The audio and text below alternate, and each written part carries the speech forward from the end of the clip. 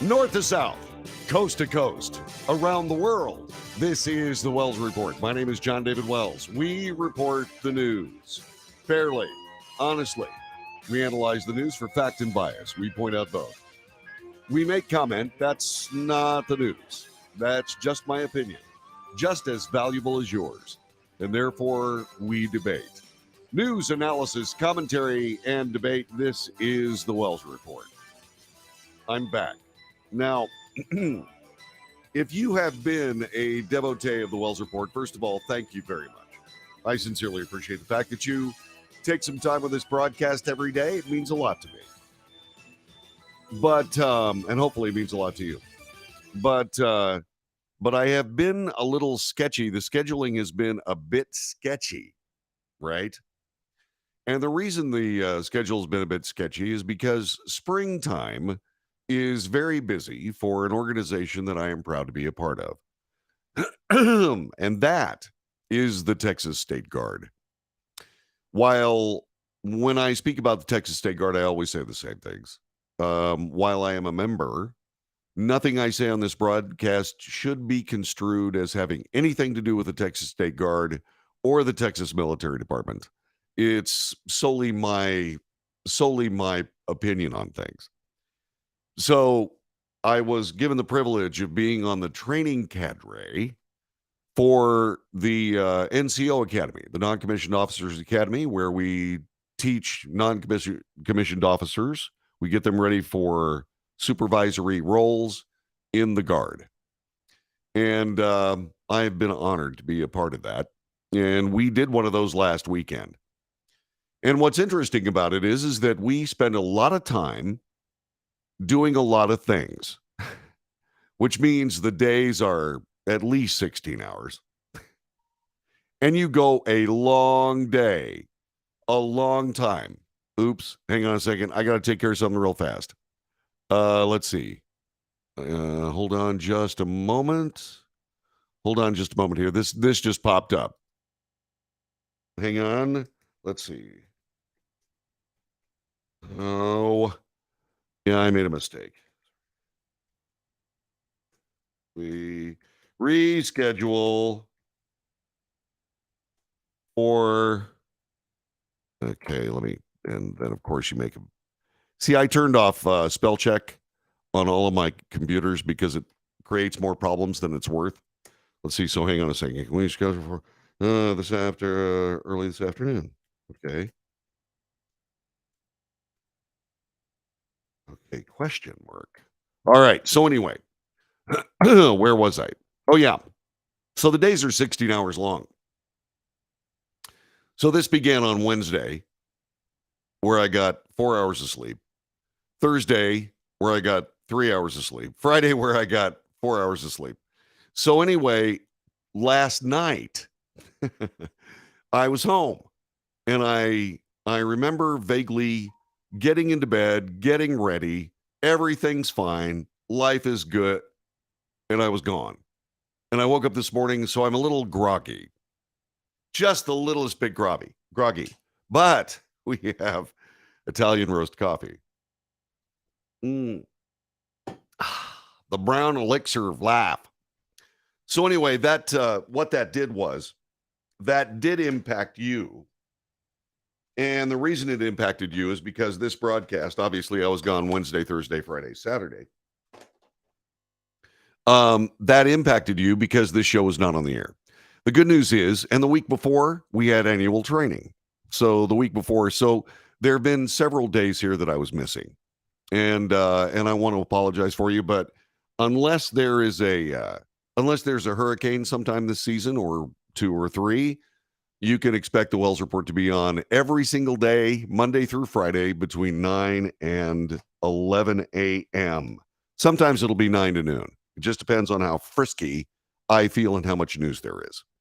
So speaking of the news, yeah. Gary Olivier wins the chat room derby today. Gary Olivier wins the chat room derby, and he says, "Suck it up, Buttercup." He's also in the Texas State Guard. He's my brother. Yeah, he's my brother. He and I are the 1-2 punch in the Texas State Guard in 4th Battalion, and we kind of like it. Anyway, get back to work here. While we're on the subject of things militaire, let's spend just a little bit of time talking about what's been going on in Sudan. U.S. Used Navy SEALs and Army Special Forces to evacuate American embassy personnel in Sudan as a power struggle between a couple of military factions erupted into widespread fighting across Khartoum. Hundreds of Sudanese civilians have been killed, thousands wounded. The conflict threatens to destabilize Africa's third largest nation. Well, when you got people fighting over running the government, that is destabilization. It seems odd that in this journalistic effort they would say it would threaten destabilization. You have two factions fighting in the streets and killing civilians. How much more destabilizing does it have to be before you say it has destabilized Africa's third largest nation? Duh. USA Today. Man, we just need better news. But I guess you know that. That's why you're here, huh? So, U.S. forces were deployed in Djibouti, that's south of Sudan. An estimated 19,000 American citizens are there. Artillery fire, airstrikes, ground fighting began April 8th between Sudan's armed forces and the Rapid Support Forces, or RSF, which is a rival paramilitary force. The two factions have been unable to agree how to share power as civilians clamor for a democratic government. The army, commanded by General Abdel Fattah al-Burhan, and RSF, led by Mohammed Hamdan Dagalo, were allies in a 2021 coup. Now they're fighting against each other despite pleas for peace from organizations like the UN, the European Union, and the African Union Commission. Fighting is intensified around the capital city and the airport, closing its airspace near hospitals, hampering evacuation efforts and treatment of wounded. Thousands have been injured. However, American Special Forces got in there, got business taken care of, got the diplomats out and American personnel out, and selected Sudanese. And so it all ends well as our Special Forces come through yet again. Wanted to let you know.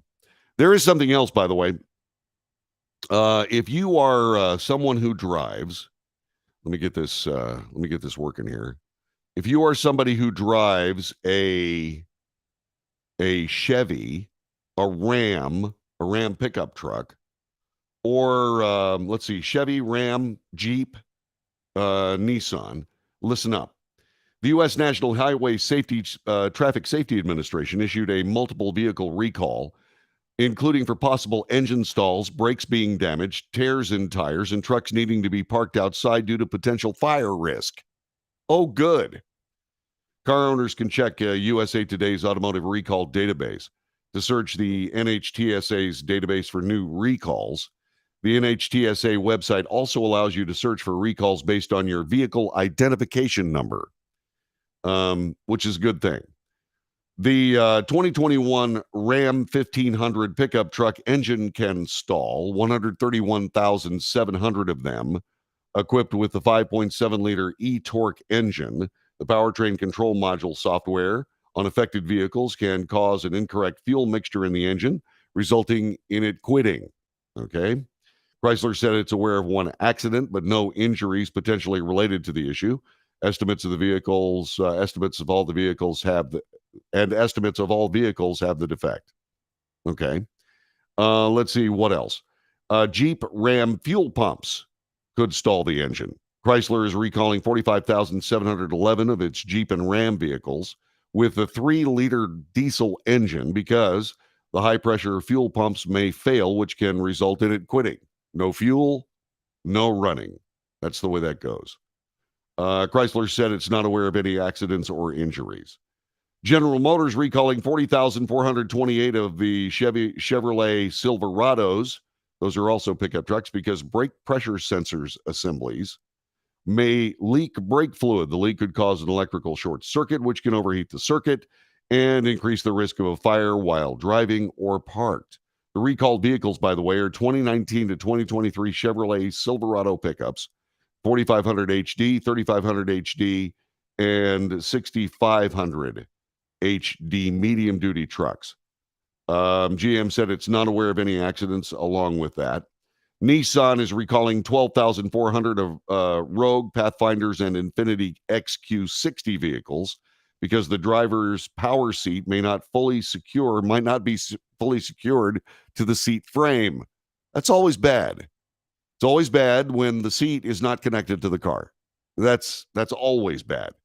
The seat frame welds can detach from the rear inboard seat bracket, and a driver may not be properly restrained in a crash. This for 2023 Nissan Rogues, 2023 Nissan Pathfinders, and 2023 Xfinity QX60s. Also, by the way, the Nissan Titan and Frontier may have tears in the tires. 4,249 of the Titan and Frontier vehicles, because the tires may have a tear in the inner bead, and you know how painful that can be. The tear can cause a rapid loss of the tire pressure while driving, leading to a loss of control.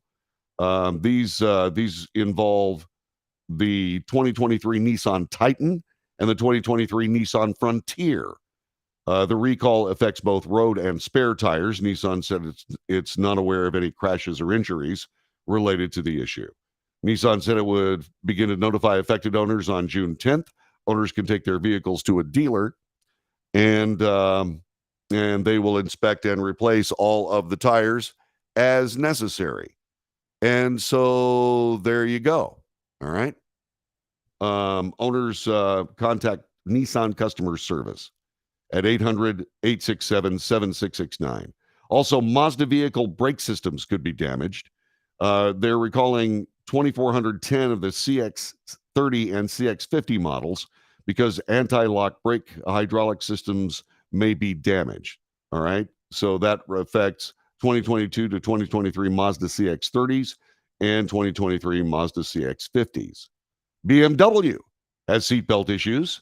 BMW is recalling 1,465 of its 2023 X1 xDrive 28i. Can they have a longer name, please? And the X1 M35i vehicles because seatbelts in second row seats may have been pinched by an interior trim panel during the vehicle assembly. By the way, the cars have all reported that they were terribly offended, the seatbelts that is, because they were pinched in the back seat of a car, and therefore have filed HR complaints against BMW BMW trim pieces in the cars. Okay, never mind. Let's see. Let me get back to this real fast. These car recalls, they're kind of important. Okay. Let's see. The 2021 Ram 1500. That's the one where the engine can stall. The fuel pump problem is 2021 to 2023 Jeep Wranglers, Gladiators, and Ram 1500s. By the way, the Ram, that recall is 2022 to 2023. All right. So there you go. You want to know more? Go to USA Today. You can find it on the front page, which is why we're discussing it. This is the Wells Report. My name is John David Wells. Want to thank you very much for being a part of our broadcast today. So what else is going on? How was your weekend? What did you do? Did you train any sergeants? I did. It's Monday, the 24th day of April, year of our Lord, 2023. And we will be back with more in just a couple of moments as we get things rolling and I try to wake up after many, many days of no sleep.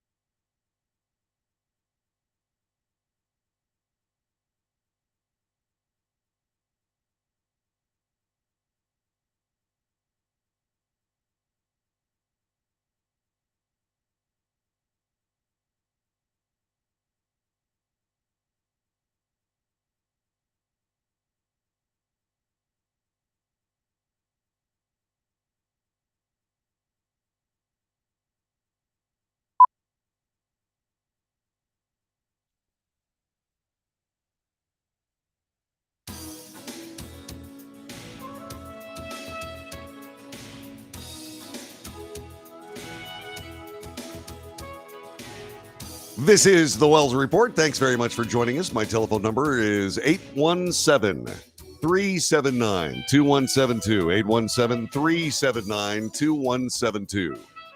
You know that debate thing? That's how you do it. You just call right over here. Operator is standing by. And that's me, by the way. And we'll talk things over. You can also join the chat room.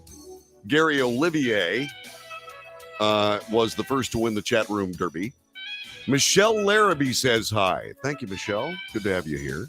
Let's see, Buddy McBride, after listening to me talk a little bit about the NCO Academy the Texas State Guard put on, he says, I remember when the National Guard in 1985 had OCS at Camp Mabry in Austin. Yeah, that was rough. Yeah, the OCS, believe it or not, the OCS with the Texas State Guard, also very rough. The NCO training, rough. It's rough. And my dogs are howling. My feet, yeah, they're sore.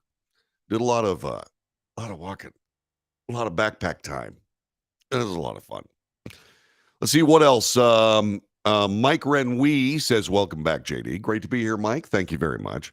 He also points out that car makers are supposed to notify their owners. Yeah, they're supposed to notify their owners, but there are just small problems with that. For example, what if they don't? I missed a recall that I had to pay for because Chevrolet had a recall on my Tahoe. That was not good. See what else? Gary Olivier, who's also a first sergeant in the Texas State Guard, immediately responded to Buddy McBride, who was talking about OCS at Camp Mabry in 1985, and said, hey, come and get a uniform on. Join the Texas State Guard. I can get you in today. Indeed, true. The world's greatest big sister, my big sister Becky, says, wow, he's alive and on the airwaves. Sort of. I mean, I am alive, but I'm sort of on the airwaves. Let's see. Mike Renwee talks a little bit about Texas life. This is funny. Every now and then, we have these horrendous thunderstorms. They're not as bad as the ones in the Great Plains, starting in the Red River and moving up. But we get a big piece of this. We get baseball size hail. That's the biggest I've seen. And I have the dents in my car to prove it. And so what you do is you also have problems with that hail destroying your roof. So what you do is you get a metal roof. Mike Renwee is proud of his brand new metal roof, which will break up the hail instead of mashing your roof shingles, which are just asphalt. And the thing about it is the insurance claim from the crazy winds in recent months. Yeah, the old shingles were crunchy and beaten up. Well, there you go. The only problem with it is that I live in this neighborhood and there's an HOA in this neighborhood. By the way, they sent me a nasty note. I've got to trim my bushes. Anyway, we can't have metal roofs. I've had to replace the roof on this house twice. And it's like, why can't we have metal roofs? They make beautiful metal roofs. They don't look like Tin Pan Alley. They're really good. They last forever. And I don't understand why we don't get to have metal roofs. I don't get it. Mike Renwee says, yeah, they're really cool looking. My new roof, my new metal roof, looks like starship armor. There you go. Coming up in just a couple of minutes, the ridiculous and stupid Washington, D.C. Kabuki Theater over the dumbness of something called a debt limit is in full flight again in Washington, D.C. We'll talk about where the state of play is in that. Also, we'll spend a little bit of time talking about how stupid it is we're in this position roughly every, twice a year or so. We'll talk about that as we continue the news, analysis, commentary, and debate. This is the Wells Report. We'll be back with more coming up next. Cuckoo.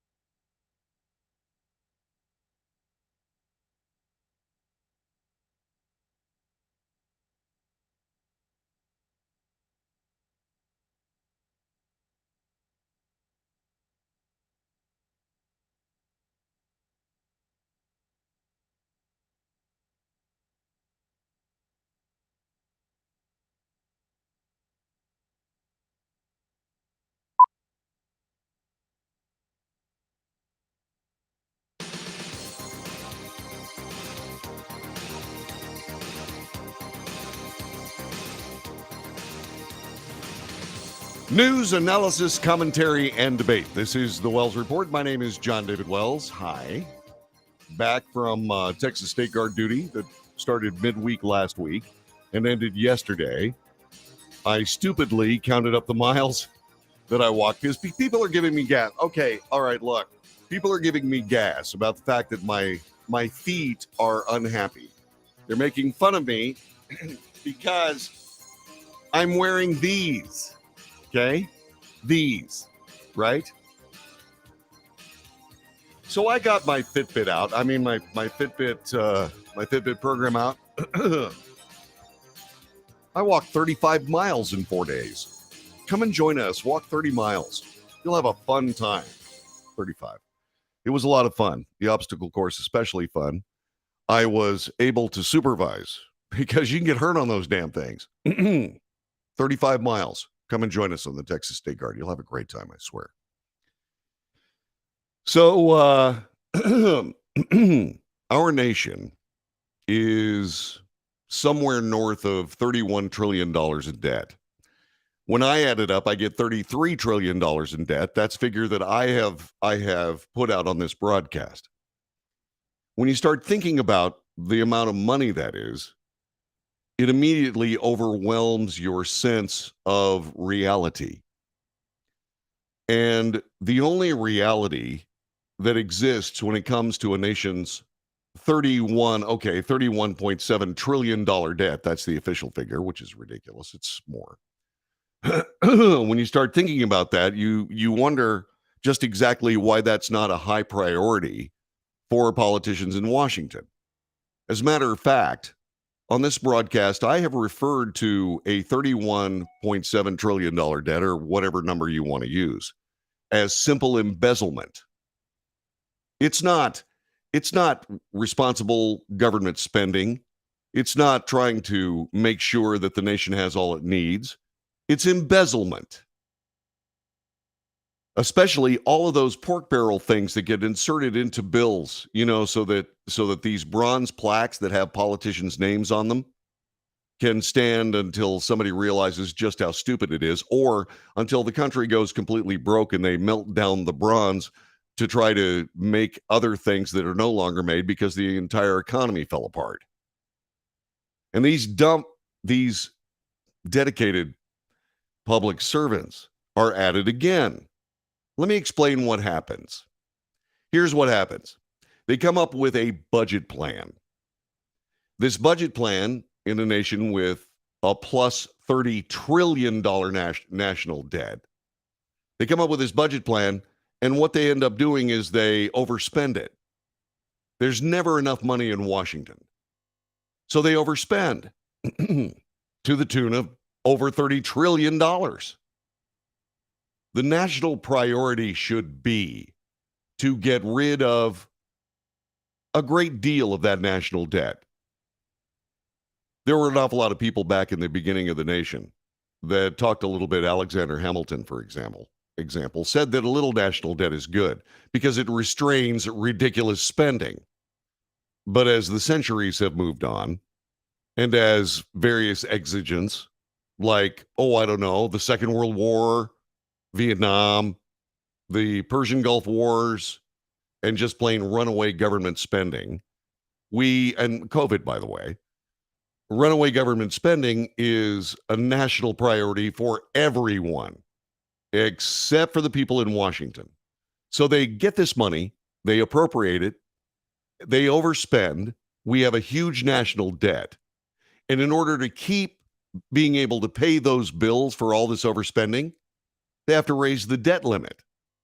There is a legislative limit to how much money the government can spend. It doesn't work because every time they bump up against it, they raise it.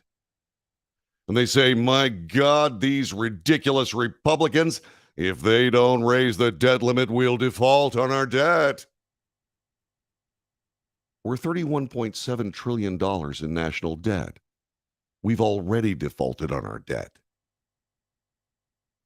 This is all baloney. Did I mention I was on military duty for the last few days? I almost used a different word. It's ridiculous.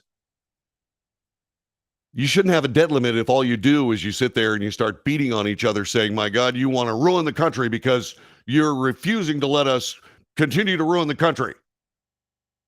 I'm going, what's going on here? I mean, a debt limit is a debt limit. You don't overspend your credit card and then get in touch with the people who gave you the credit card and call them un-American or anti-you or racist or whatever ridiculous statement you can make unless you raise my credit limit. That's exactly what we've got here. A credit card company will say, no. The American people, when we start talking about politicians trying to raise the credit card limit, should say, no. This is our country, not theirs. That's our money, not theirs. And they had, by God, better find a way to start spending it more appropriately and start spending it more responsibly, or we need to remove everyone in favor of people that know how to balance a checkbook. Don't you think? If you have some, let's see, Mike says the U.S. debt clock currently says it's $31.7 trillion. Yeah? Does that count the $1.9 trillion that is being spent as we speak for COVID? This during the Biden administration, let alone how many trillions were spent in the Trump administration. And by the way, okay, I got to say this. I took 2 COVID shots. I took a booster. I got COVID, and then I got COVID again.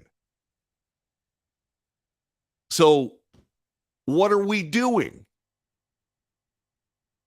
It's ridiculous. We probably should have just sucked it up, gotten, to use Gary Olivier's words, suck it up, and just let the virus go through the population. Oh, but millions would die. Millions already die. They already died. But this was used as political leverage to spend more money.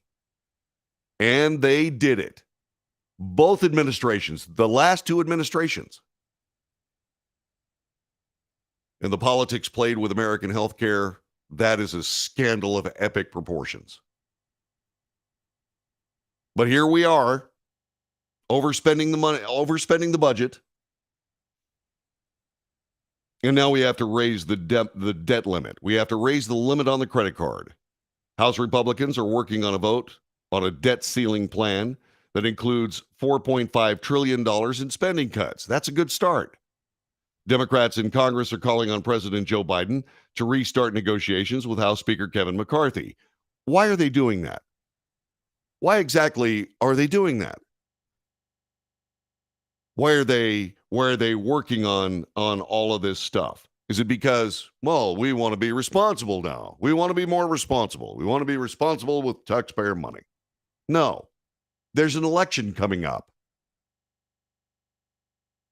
I'm telling you, I am telling you this right this very moment. There are 2 things that need to happen. Thing number 1, anybody that voted for a budget including a deficit should be fired. Everyone. Thing number 2, we simply have got to start thinking. We have to start thinking about who we send to Washington, D.C. We're sending politicians that somehow convince themselves that when they bounce up against the budget limit, they have to raise the limit. You know, there's another way of describing that, right? There's another way of describing it. It's like they're degenerate gamblers. They're gambling addicts. They're sure that by spending more money, things will get better. They won't. Oh, you might look good for a few minutes. My goodness gracious. When you sit there in a Vegas casino at some point and you say, give me another $50,000 worth of my children's college money. You're sitting there at the table, you got this big stack in front of you, and everybody goes, wow, that guy's a high roller. Yeah, We've got a $31.7 trillion debt. It's ridiculous. Now, the Democrats are saying the president should negotiate on the budget. Yes, the president should negotiate on the budget. This is the place to negotiate. They should start their negotiations now, said Senator Amy Klobuchar of Minnesota, former presidential candidate. Not using the American people and their mortgages as hostage, because right now you've simply got to make clear we've got to avoid default and get this behind us. How do you avoid default? You don't avoid default by raising your credit card limit. You avoid default by not spending money. We pay our bills, said Klobuchar, specifying that the budget negotiation should be separate from raising the debt ceiling. See, this is this political doublespeak. This is this political fantasy that just does not pass simple logic. I mean, any college kid, any high school kid that's ever gone through home economics. Oh, wait. That's right. We don't teach home economics anymore. We teach CRT. Yeah. Ridiculous. It's outrageous. Kevin McCarthy has criticized President Biden for refusing to discuss this. And now Democrats are criticizing the president for refusing to discuss this. He said this on Fox News yesterday. For more than 80 days, it's been more than 80 days since I sat down with the president on February 1st to negotiate. And he's ignored it. Right. I'm beginning to wonder about the thought process. And then he got into something. He said, he's voted for all of these measures before. Why won't he vote for them now? Well, because first of all, presidents don't vote. And second of all, I think, in my personal opinion, as much as it pains me to say this, the president of the United States is in the thrall of people who don't care about the financial state of the United States of America. In other words, his job is to be the figurehead for more runaway spending for political effect. Money should not be political. Money spent on this nation should not be political. It's very straightforward. It should be responsible. It should conform to the Constitution of the United States. And it does not. There are simple things in the United States Constitution. Simple things. Only a few of them, in fact. So why is it that these politicians continue to ignore all of the things in the Constitution of the United States and create this behemoth federal government that the bigger it gets, the more incompetence it shows? Just like this. This is government incompetence at work. We got to raise the debt ceiling. What are you talking about? What are you talking about? Anyway, so McCarthy says we're the only ones being reasonable and sensible about this. Oh, really? Oh, really, Speaker McCarthy? I'm sorry. When all this spending was going on, were there any Republicans in the room? Oh, no, there weren't. Anybody who stands up and says, hey, we got to do something about this is ridiculed. You want to default on the national debt. My God, you are you are trying to destroy this nation. All the while, the people saying it are trying to destroy the nation. Good God. We elect the wrong people. Politicians are not the people that should be running this country.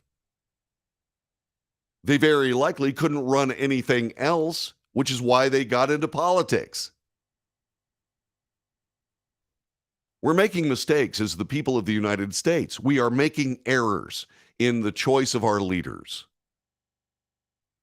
And we had, by golly, better stop. You know, they're going to do what they're going to do. Politicians have proven throughout the ages that they are sociopaths. All they think about is themselves. All they think about is themselves. While they're thinking of themselves, to the ruination of the United States of America through financial means. It's embezzlement.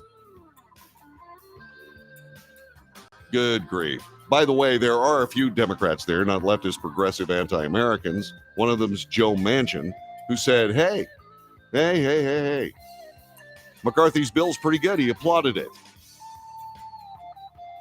He specifically called on President Biden to begin negotiations on the debt limit. So if you are a Democrat, if you are a Republican, you send a note via email to your representative and say, look, you guys, get this nation's debt back under control, or we'll find somebody who will. We the people, not we the politicians. This is the Wells Report.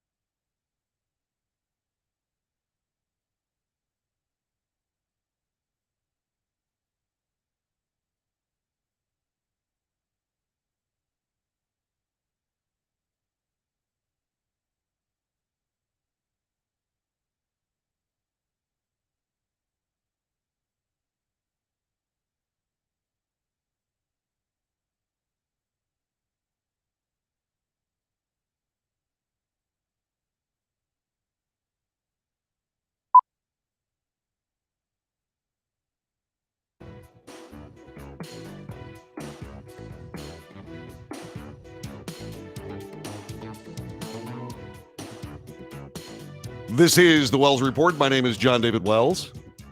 Our telephone number is 817-379-2172. 817-379-2172. Our chat room is flying. We were talking about money changing hands. And Mr. Love 825 says, JD, your Fox News versus Dominion voting systems prediction was wrong. It was. It absolutely was. I was pretty sure that Fox News was going to stand in there and force Dominion to open up its operating systems for their voting machines. And they didn't do it. Why didn't they do it? Well, as I put in the chat room, Fox News has officially joined the rest of America's news organizations in being ballsless. Sorry, military duty will do that to you. It's ridiculous.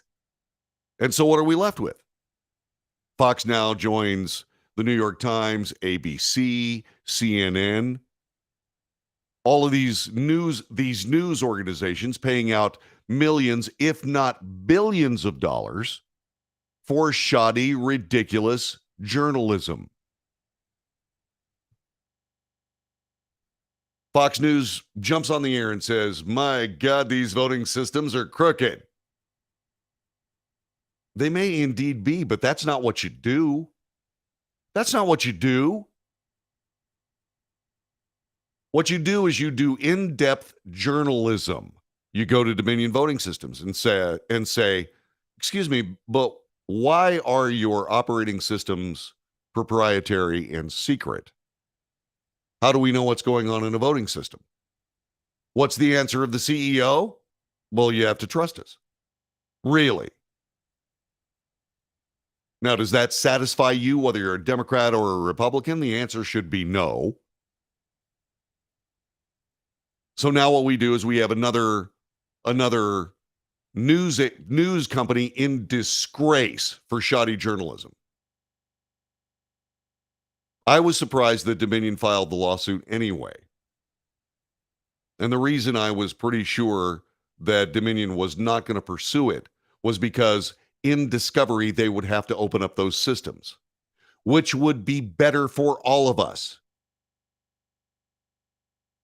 Grant patent rights. Do whatever you have to do. Protect Dominion's trade secrets. But what does it mean to you when you don't know how a voting machine works? What does it mean to you? I'm not saying that it's dishonest. I'm saying you need to prove that this stuff is honest. And Dominion can't do it. But the news organizations need to start chasing that story down and asking real questions. Not, are you trying to destroy the nation, destroy democracy by rigging the vote? Which is what got what was it, $768 million or $1 billion? Mr. Love, how much was it? It's a bloody fortune. Okay? So now we're in a situation where those guys cannot pursue journalism like we do here. You ask questions that discern facts. Why can't we know how your voting systems work? And you sit there and you wait for the answer. Then you say, does it seem strange to you that you guys want to put out voting systems and not tell us how they work? Does that sound like there's at least a possibility of elections being altered? And listen for the answer. And so then you go to somebody and say, okay, and you make sure of it. You get a Dominion voting machine. And if they don't give you one, and you don't get one, you don't have them send you one. You go and get one. You get one that's been used in at least 2 elections. You set the thing up per spec. And by the way, you don't plug it into any kind of internet capability whatsoever. And you start going through the system with some independent expert, if you can find one. You take the results of that, then you go to Dominion, then you ask those questions, and you chase that story. Then you find out who's been using these systems. And oh, by the way, it's not just Dominion. It's anybody else that uses computer-based voting technique. You don't have to jump into the sensationalist, the election didn't go your way, so obviously people are cheating because they're all scumbags. Well, calling somebody a scumbag, as we have just found, boy, you know what? That's real expensive. And you don't have to.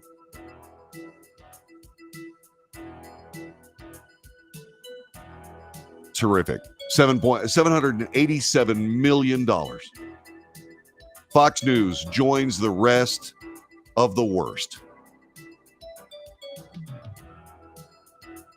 You know, if I had a particle of that settlement, I could set up real news. I really could. I know exactly who I'd hire. Meanwhile, national debt, $31.7 trillion. They're figuring out how to raise the credit card limit. This is ridiculous. You're listening to the Wells Report. Stick around. Coming up in just a couple of moments, we're going to give you more of the news of the day on Monday. Hey, thanks for joining us, folks. I really appreciate it. God bless all y'all, and I'll be back right after this important pause.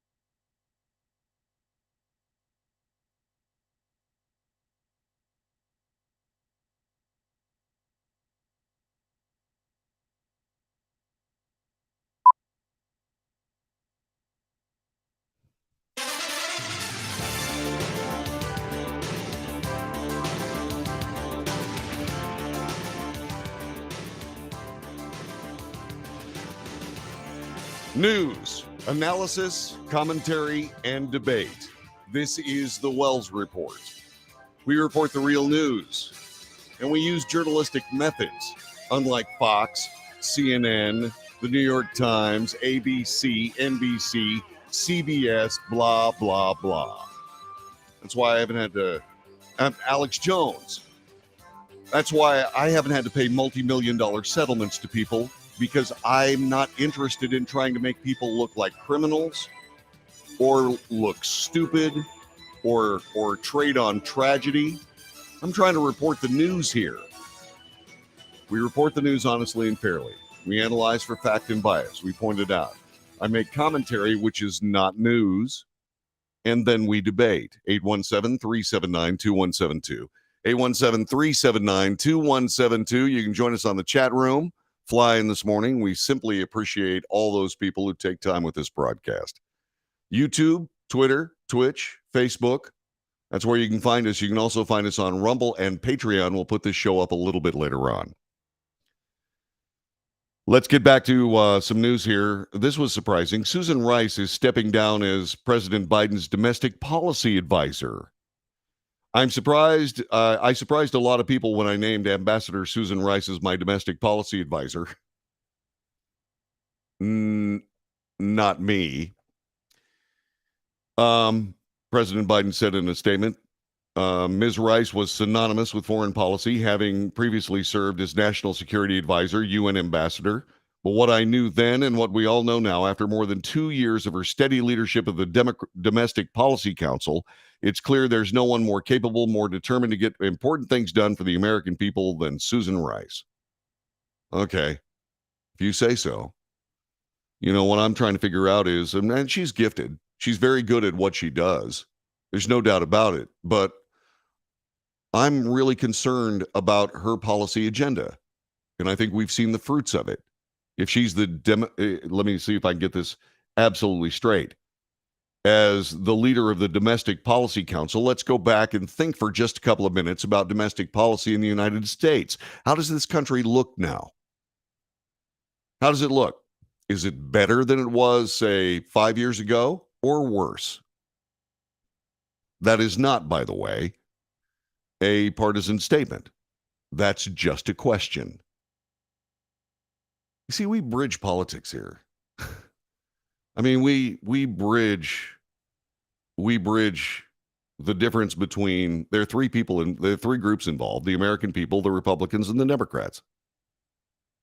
And the Republicans and Democrats are completely disconnected from the American people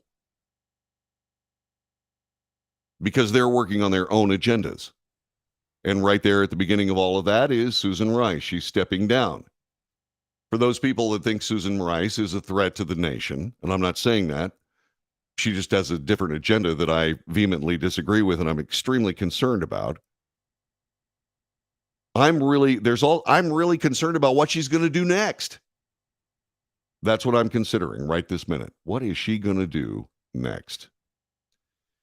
So now that we go to bankrupt news organizations for yet more information,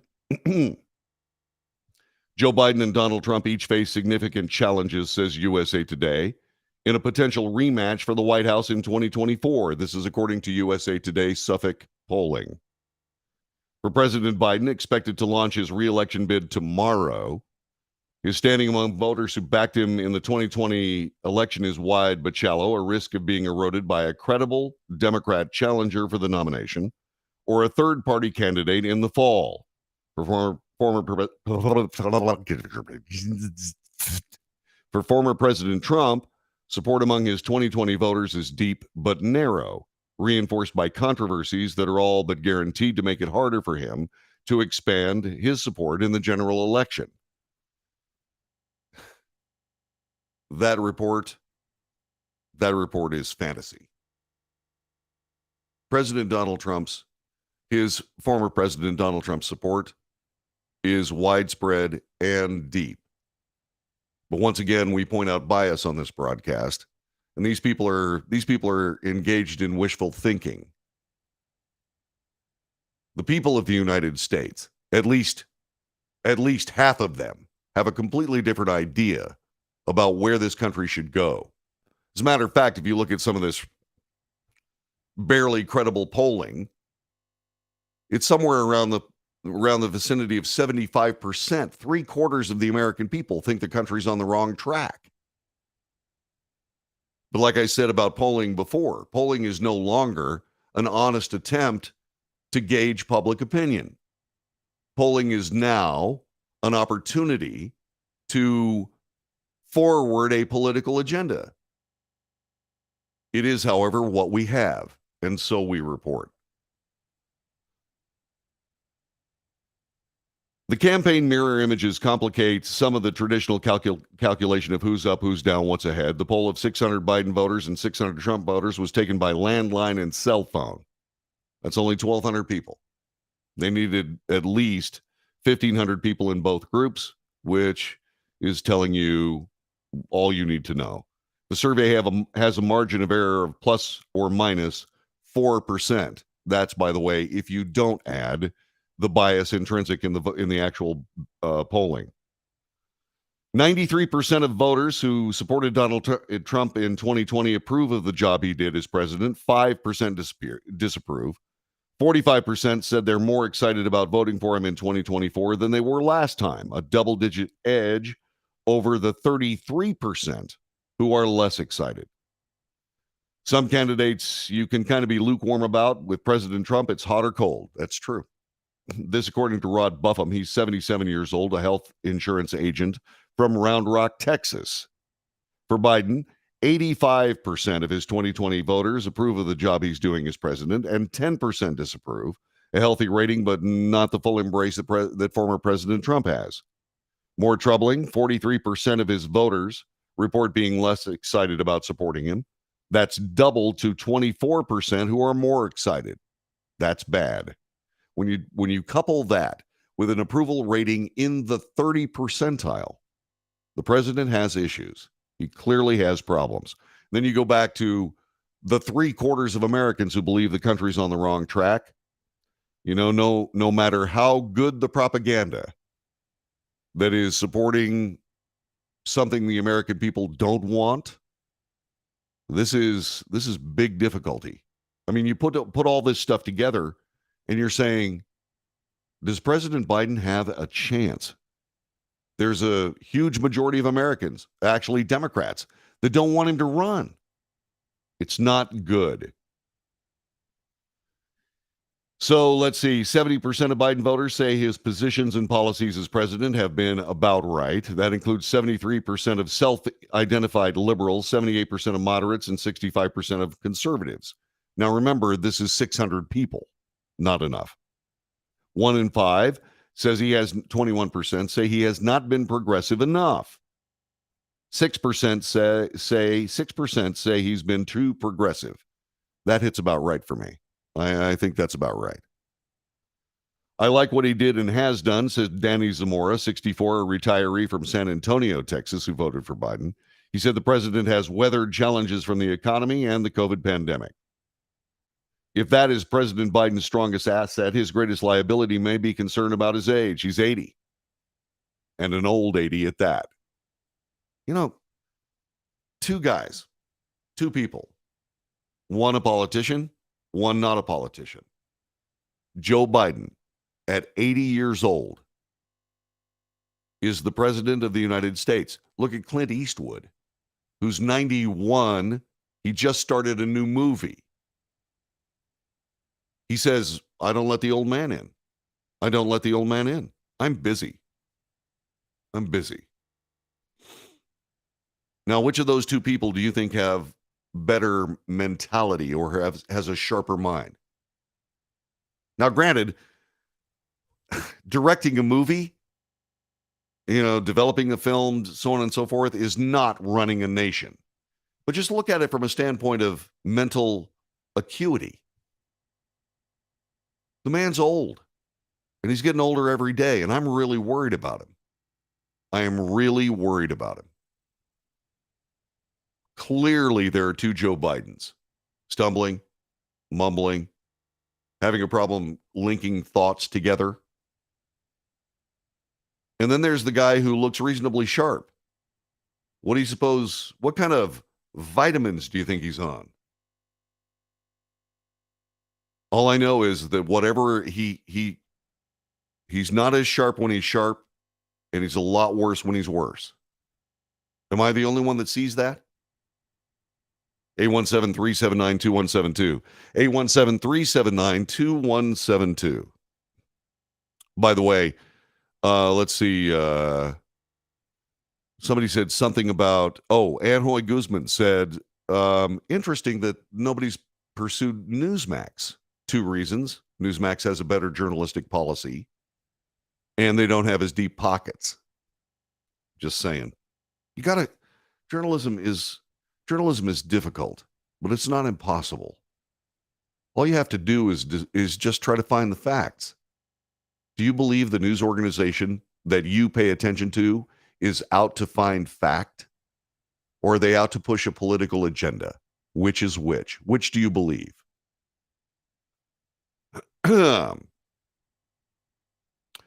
So then USA Today, which by the way is biased, moves on to say criminal indictment bolsters Trump, and that's a risk. Indicted, so what? Trump's criminal indictment on financial charges in New York and the prospect that he may have additional indictments elsewhere doesn't shake core supporters. Why? Why doesn't it shake core supporters? Is it because they're all zombies? They're Trump zombies. It's a cult. No. This man's been under stringent, unbelievable investigation ever since he stepped on the escalator at Trump Tower. They haven't found anything. And so what they have maybe is a paperwork error, but some local DA, and by the way, you got to keep something in mind. This is not a federal investigation. Federal investigations couldn't find anything. This is a DA trying to pull together little bits of this and that and try to turn it into a felony. It's not going anywhere. It's not going anywhere. It can't. There's nothing there. But New York is not the United States. New York is a city in the United States. A local DA going after a former president. And so, by all means, I suppose you can do it if you want to. But all I can tell you is, you better have some proof. But getting back to the voters, they're not zombies. They're just looking at all this and saying they haven't nailed him with anything. There's nothing credible here. I'm pretty sure that if something credible does come up with President Trump's name on it, that support will erode significantly because people don't elect criminals. Mostly. They can elect dishonest politicians, and they do that all the time. But they don't elect criminals. You're listening to the Wells Report. Back with more coming up in just a couple of seconds. Thanks for joining us. This is Monday, the 24th day of April, year of our Lord 2023. You are in tune with the Wells Report, more of which will continue next. Thanks for joining us.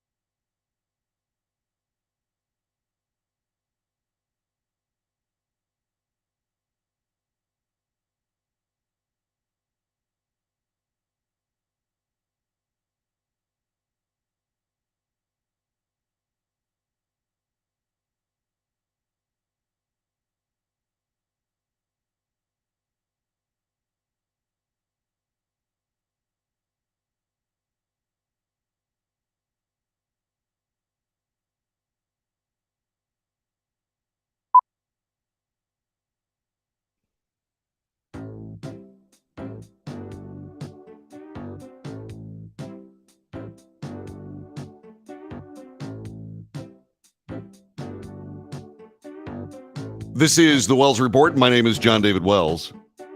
Speaking of disasters, equating American politics with what it is, disaster. 10 years ago, a little town called West Texas, not to be confused with West Texas, got blown up. It was a fertilizer factory. It was the 2013 West Fertilizer Plant fire. What ended up happening is that all of this fertilizer, basically explosives, went up. 50 tons of fertilizer grade ammonium nitrate carved a crater in the earth 75 feet across, 8 feet deep, killed 15 people, including 12 first responders. It injured 260 others, shook the ground so deeply it registered as a 2.1 magnitude earthquake. Since then, the town has mostly recovered from the devastating blast, one of the biggest industrial explosions in Texas history, and there have been some big ones. But for many, the trauma lingers. Memories of the scene haunted people in West, nightmares, anxiety attacks. I'll never be the same person again. I'll never be the same person again, said Michael Irving. Not Michael Irving, the football player, the Michael Irving, the guy that lost his leg in the blast. I'll never be the same person again. There are parts of me that are just gone, which is unfortunate that he would say it that way, but that's his life. 22 minutes. That's all the time Mike Irving, firefighters and emergency responders had from his initial call after smelling smoke to dispatch at 7:29 p.m. until the explosion at 7:51 that blew a hole right through the town. The blast was the equivalent of 30,000 pounds of TNT. The White House, federal agencies intensified their focus on ammonium nitrate, a fertilizer that's highly combustible, and the key culprit. Then President Barack Obama ordered improvements in regulatory rules, traveled to Waco to speak at a memorial for those killed. It was amazing. You should see the aftermath. And if you want to, go to USA Today. It's right there. Federal officials, chemical safety advocates warn not enough regulatory change has taken hold to make the U.S. any safer today from similar explosions than it was a decade ago. The U.S. Chemical Safety and Hazard Investigation Board is concerned that a terrible tragedy like West could happen again, said board chairman Steve Owens. Much of West, a city of 2,500 people located 80 miles south of Dallas, has improved, according to Mayor Tommy Muska. The new city and state ordinances bar chemical plants from storing ammonium nitrate in combustible structures within city limits. New homes have replaced those battered by the blast. Many residents struggle with post-traumatic stress disorder, anxiety, despite years of therapy. You don't ever get rid of it. You don't. Peacefully minding your own business, everything's just fine, and all of a sudden, there's a hole blown in your town. So I remember when that happened. I remember when it happened because I was very, very sure that I was going to have to grab my stuff, get my uniforms on, and get to work. Fortunately, that was not the case. But there for a while, we were wondering exactly what was going to go on with our neighbors. It can happen. It will happen. It is absolutely, and the fertilizer plant was breaking all kinds of rules, and that's why it happened. And so now we're in a position where we look at all of this and we say, okay, how do we stop this from happening again? There are people that say, well, we'll just stop making fertilizer. No, we won't. No, we won't. What we have to do is we have to make sure that the people that are doing this kind of work care about their communities as much as they care about the profit line. And I certainly hope that that is where we find ourselves today. This is the Wells Report, Monday in progress. Beautiful day out there. Back with more in a moment. Stay there.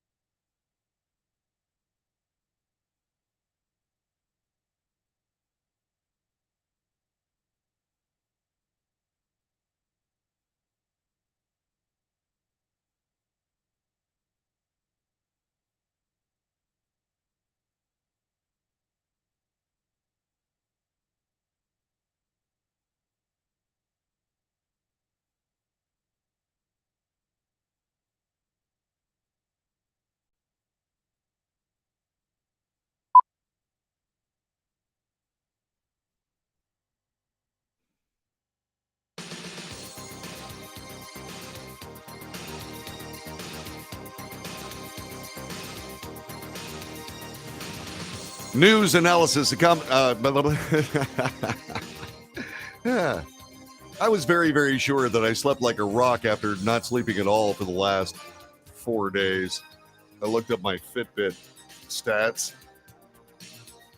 After 5 days of 4 hours of sleep a night, I got 5 last night.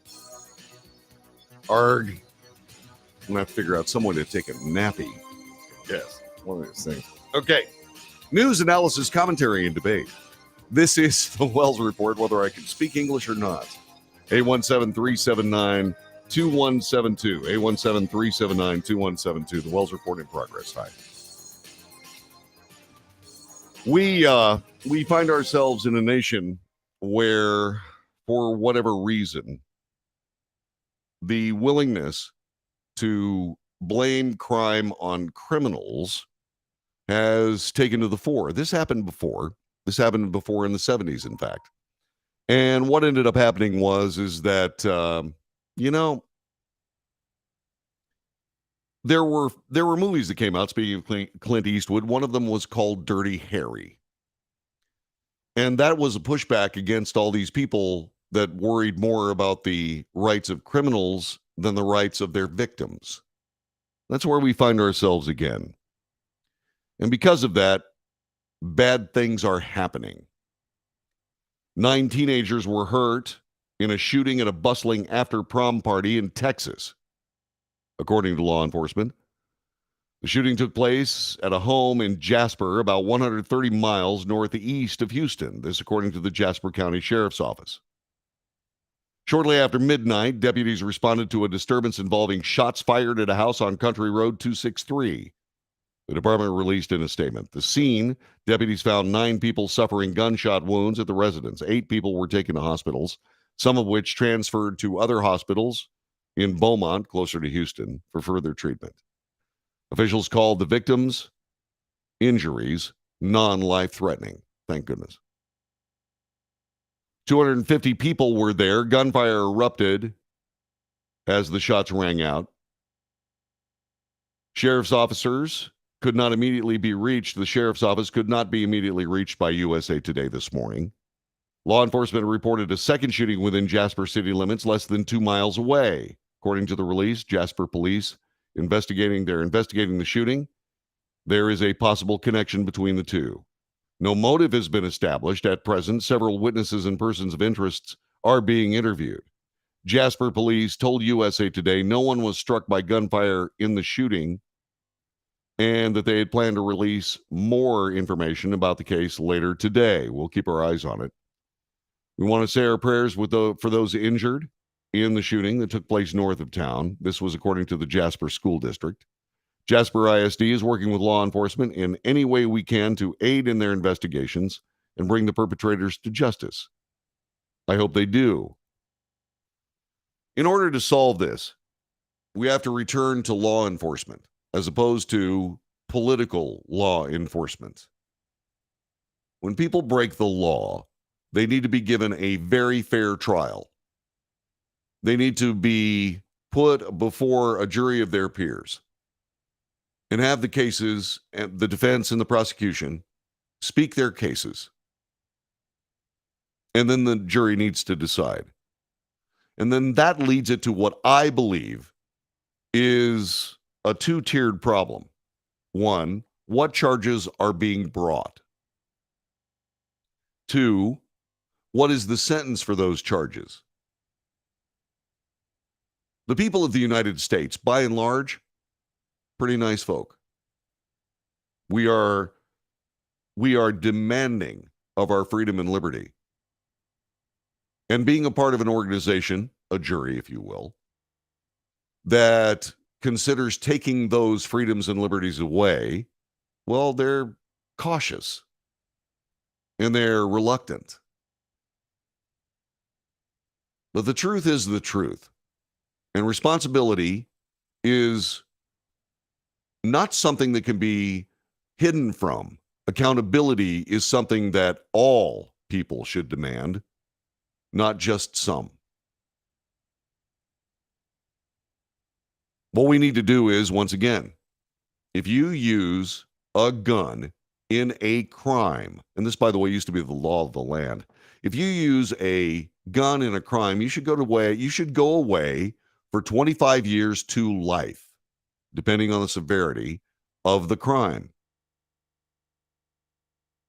The consideration of that and the sentencing of that should be as blind as Lady Justice herself, the symbol of a blindfolded woman holding up a scale of justice that is even. It should be even. And if judges can't figure out, and prosecutors, if they can't figure out a way to even the scales of justice, not over packaging of the criminals, but over severity of the breakage of law, we're going to see more of this, not less. Cutting these people slack doesn't work.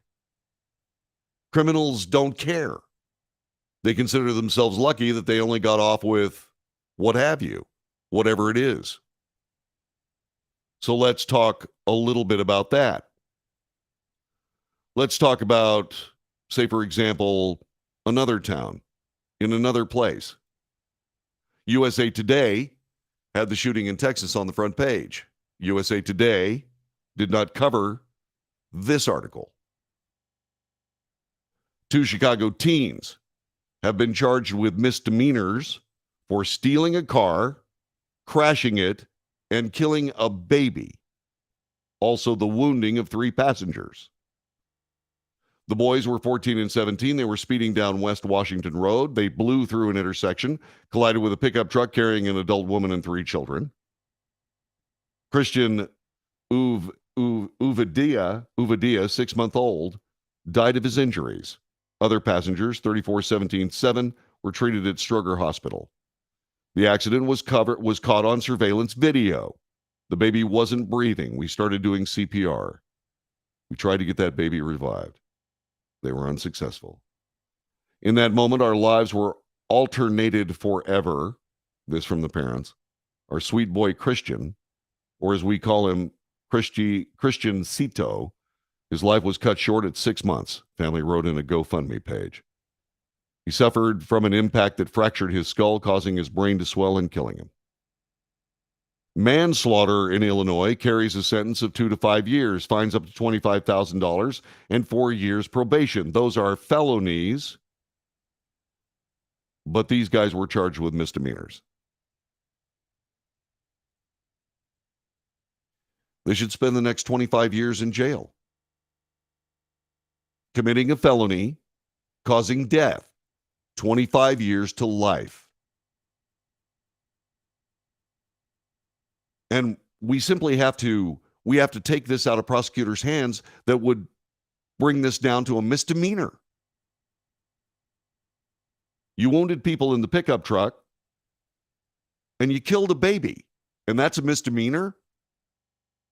Excuse me? How can that be?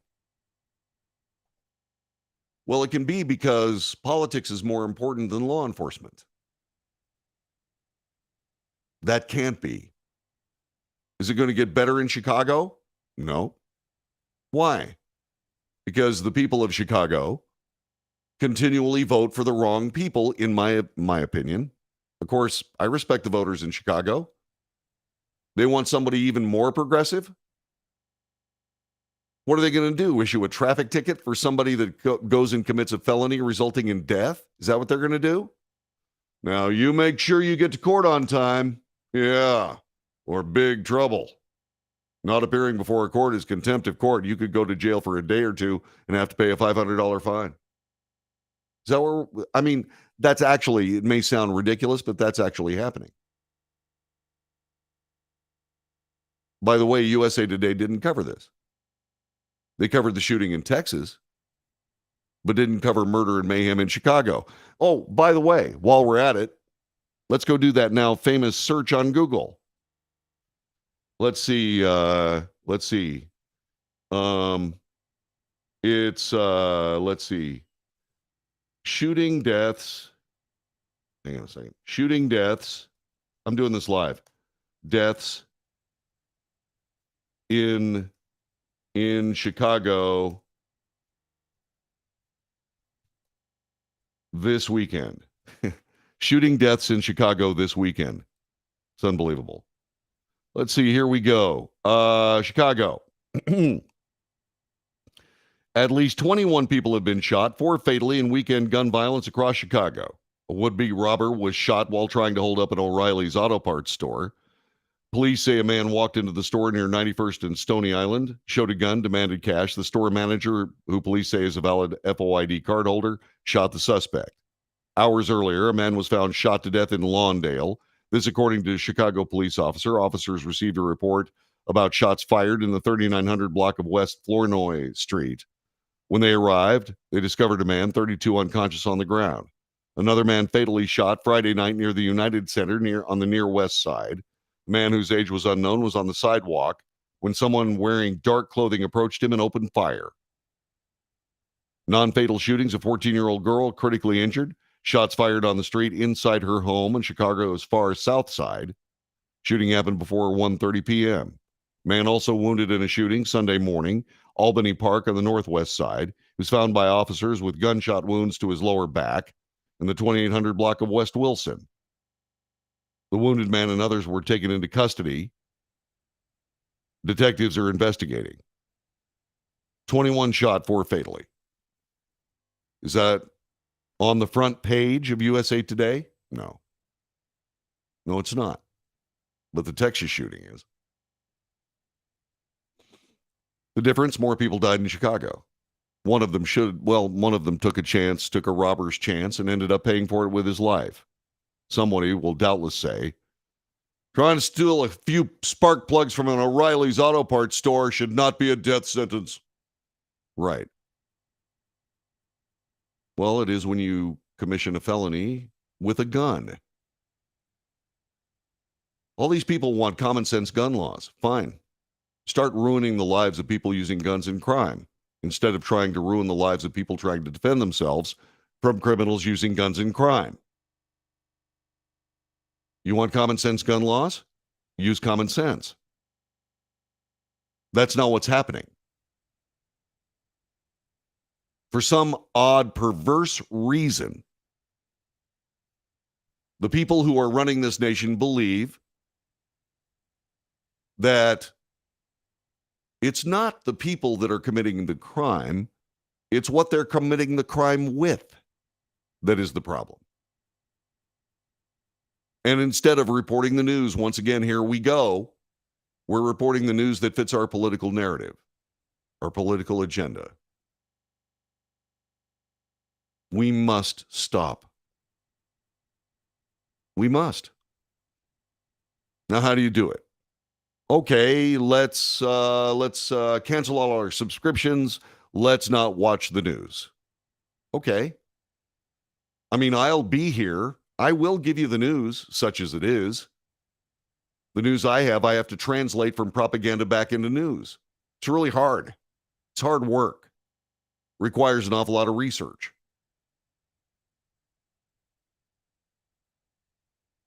But what we end up doing is we end up watching the society erode because we keep electing the wrong people. And that's not a partisan statement. We keep electing the wrong people. We have to elect our neighbors, not politicians. If the person you're about to vote for isn't somebody that you consider a neighbor, don't vote for them. Vote for somebody else. At the very least, these professional politicians will win their elections with probably 41% of the vote instead of over 50%. That should send a message. But what's fascinating to me is politicians don't get the message. The Republican Party watched Donald Trump blow away all of the carefully hand-picked candidates from the Republican Party and won the presidency in 2016. They didn't realize they had been fired. And they will not admit it. And they will not fix it. The Democrats, I don't know what they're doing. I don't know what they're doing. But both sides have issues. And the people who can see the degenerate pathological issues in both parties had better come together for something else. You know, everybody's worried about President Biden running or Donald Trump running or that person running or that person running. You know what they should be worried about? They should be worried about who is the third party candidate that's actually going to win this thing. I think we have a better chance of that in 2024 than at any time in our history. And I think probably it's high time. Maybe if somebody not a Democrat or not a Republican, but of a third party wins, maybe the big parties will suddenly realize they have a problem. That's probably a fantasy too.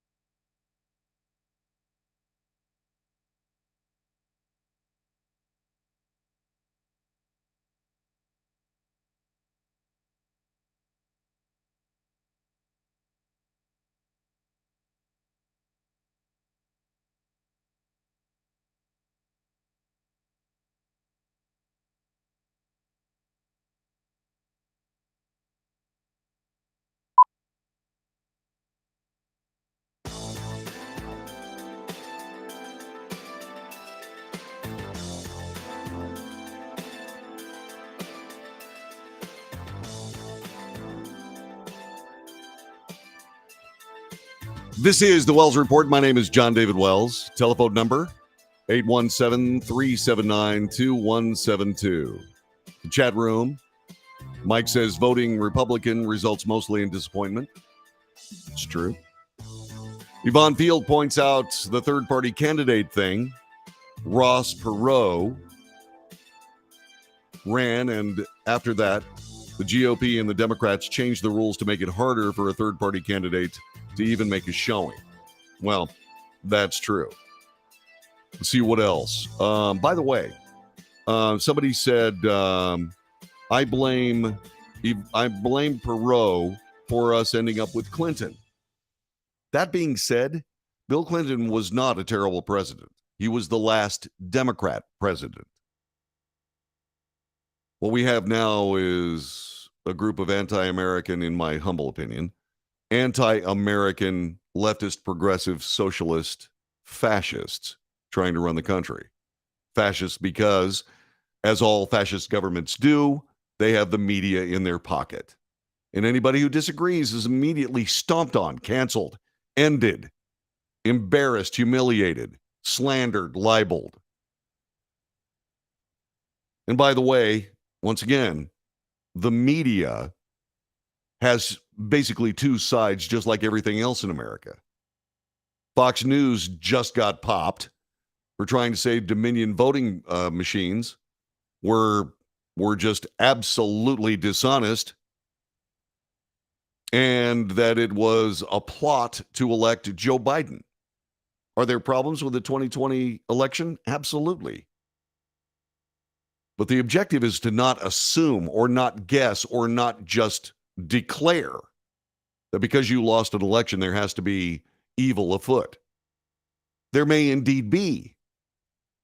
But the reality is that American journalism is supposed to root out that evil, report it honestly, and give the American people the tools required to maintain, to provide stewardship for this great nation.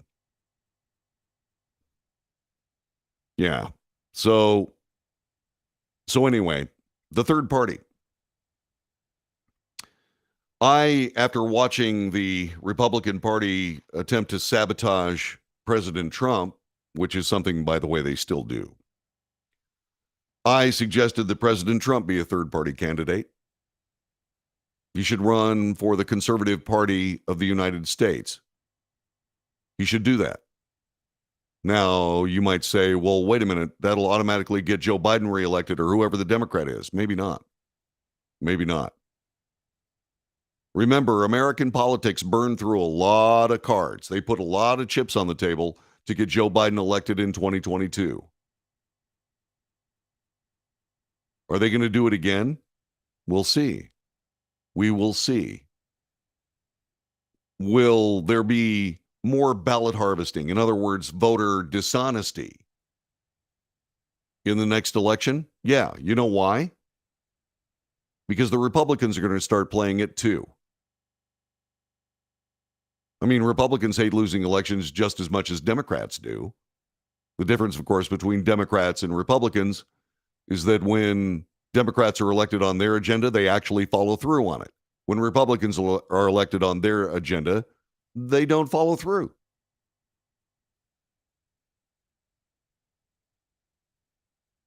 And so here we are, looking down those roads yet and trying to figure out where we're going to be.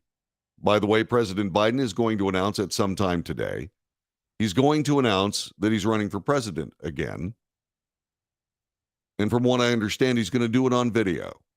Why? Because he can't do it live. That's why. Because he's got to get it right this time. Because if he stands up there and bumbles and fumbles and mumbles, he's going to absolutely destroy his chance, his credibility for 2024. So that's why he's not doing it live. And of course, you're in a position where, okay, you're in a position where you have a candidate and these are the limitations and this is what you have to do. Well, but why are we electing limited persons? And you can make a mistake by being live. Remember when Amy Klobuchar declared for president? She was outside, beautiful countryside around her, and snow falling from the sky. She looked like she was covered by powdered sugar. Now, that wasn't bad. That's the way it is. That's okay. I didn't see that as a big mess. But according to the people that follow these things, the political consultancies, they said, yeah, that was a big mess. Okay, whatever. But we simply have a president who's going to declare for his candidacy in 2024, paralyzing the Democrat Party from finding somebody who could do a better job. We know that person has to step forward. 3/4 of Americans believe the country's on the wrong track. Notice I didn't say Democrats or Republicans. I said people. That is the state of play today. You got a piece of the news? Stick around. We'll be back tomorrow at 9 o'clock in the morning for another edition of the Wells Report. If you'd like to send me a note, please do so. The Wells Report at frontier.com. Make sure in the subject line you put what platform you're watching on: Facebook, YouTube, Twitter, and Twitch, Rumble, and Patreon. This was recorded earlier. We do the show live Central Time, 9 to 11. Have yourself a great day. We will see you later on the Wells Report.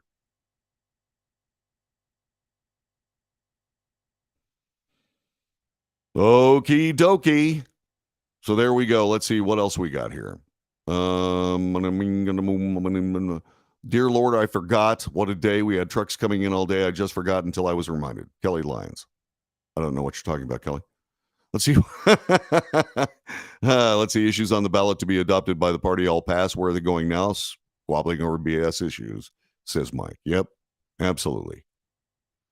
Yvonne says, unfortunately, voting for a third party currently only succeeds in getting a Democrat elected. Well, that's because of the way things are. It'll turn.